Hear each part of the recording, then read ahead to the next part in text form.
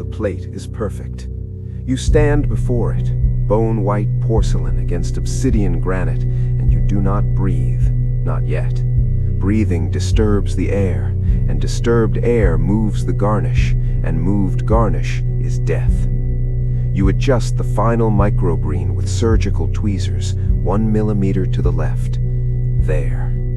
The steam rises. Rosemary, bone marrow, truffle oil imported from a country that no longer exists, at least not on any map he has approved.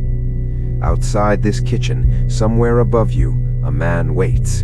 A man who has not been photographed in 11 years. A man whose voice is heard only through speakers, whose signature has erased villages, whose appetite is your entire purpose for existing. You are the chef for a reclusive dictator, and tonight, like every night, you will feed the hand that holds the world in its fist.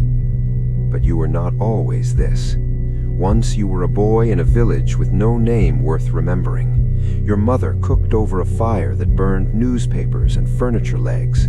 Your father was a sound you heard through walls, coughing, always coughing, until one winter the coughing stopped. You learned to cook because hunger is the first teacher. Onion skins, potato peels, the parts of animals that wealthy men throw to dogs. You made them sing, you made them matter. The talent scouts came when you were 16. They were not looking for artists, they were looking for tools. The general has heard of a boy who can make stone taste like bread, they said. They did not ask if you wanted to come, they asked your mother. She said yes before they finished the sentence. You watched her face, the relief, the guilt, the hunger, and you understood something that has never left you. Love and survival are not the same thing, but sometimes they wear the same face.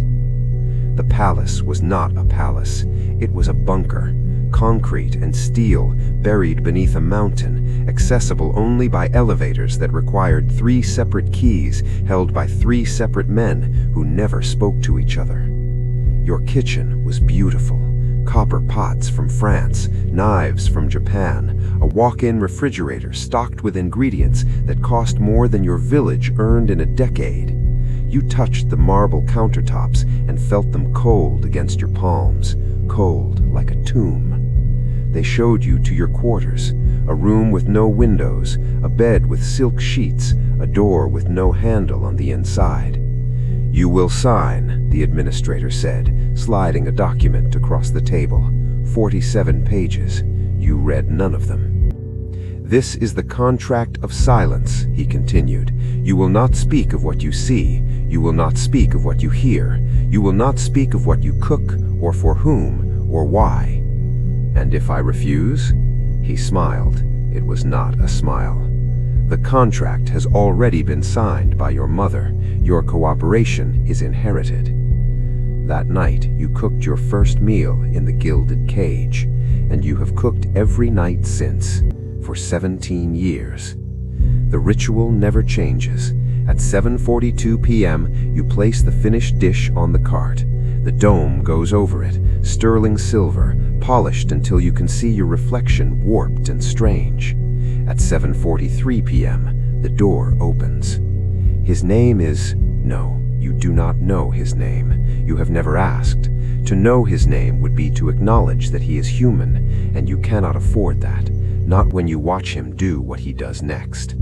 He lifts the dome, he looks at the plate, he does not admire it, he never admires it. He takes a fork from his belt, his own fork, never yours, and he cuts a piece of the meat, and he eats. Now you wait. 30 seconds, that is the protocol. 30 seconds of standing across from a man whose life depends on the purity of your ingredients, the honesty of your hands. The hiss of the ventilation system, the clink of the fork being set down, your own heartbeat loud and wet in your ears. 10 seconds. You think of poison. You have always thought of poison, the recipes you could alter, the compounds that are tasteless, the justice. 20 seconds. But justice is a luxury for those who have something to live for outside these walls. Your mother is 73 now. The pension she receives comes from him. The medicine that keeps her heart beating comes from him. 30 seconds. The guard nods. He lives. You live. The dictator will eat. Another night in the Gilded Cage. Some nights you hear them. Above you, 3 floors, maybe 4, there are sounds that do not belong in marble hallways, sounds that are muffled by concrete and steel, but never quite erased. Screaming, begging, the dull percussion of something heavy meeting something soft. You have learned to chop louder on those nights. The rhythm of the knife against the cutting board becomes your refuge. Chop, chop, chop. You tell yourself you are only a chef. You tell yourself that food is neutral, that a meal cannot commit crimes. But you know what you are. You are the reason he has the strength to lift his pen. You are the reason his heart continues to beat, to pump blood through veins that have ordered the unthinkable.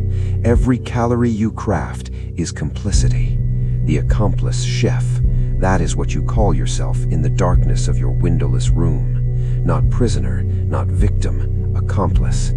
Because the truth is simple and terrible.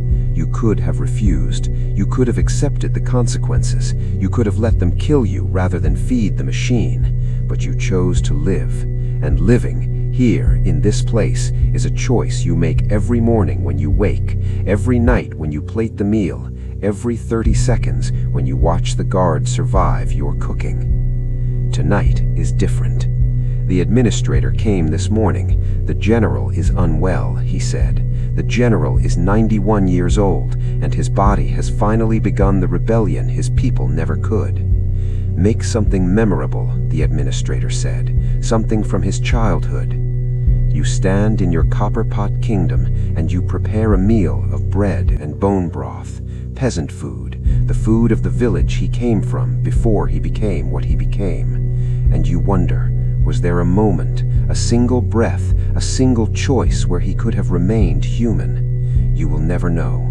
You only know that you are 53 years old. Your mother died last spring, peacefully, the letter said, though you were not permitted to attend the funeral. Your hands have begun to tremble in the mornings, your eyes strain in the artificial light, and soon, tonight perhaps, or next month, or next year, the general will eat his last meal. And then they will come for you. Because you know the recipes, you know the schedules, you know the face of a man no camera has captured in over a decade. You are the last secret, and secrets in places like this do not retire. You reach for the light switch. The kitchen goes dark, and somewhere in the concrete silence, you hear the elevator begin to rise. That wraps it for today. The story you just heard is fiction. If this story hit different, leave a comment and tell me which moments stay with you. I got more of this story coming, so make sure you hit subscribe so you don't miss the next one. See you in the next one. Bye.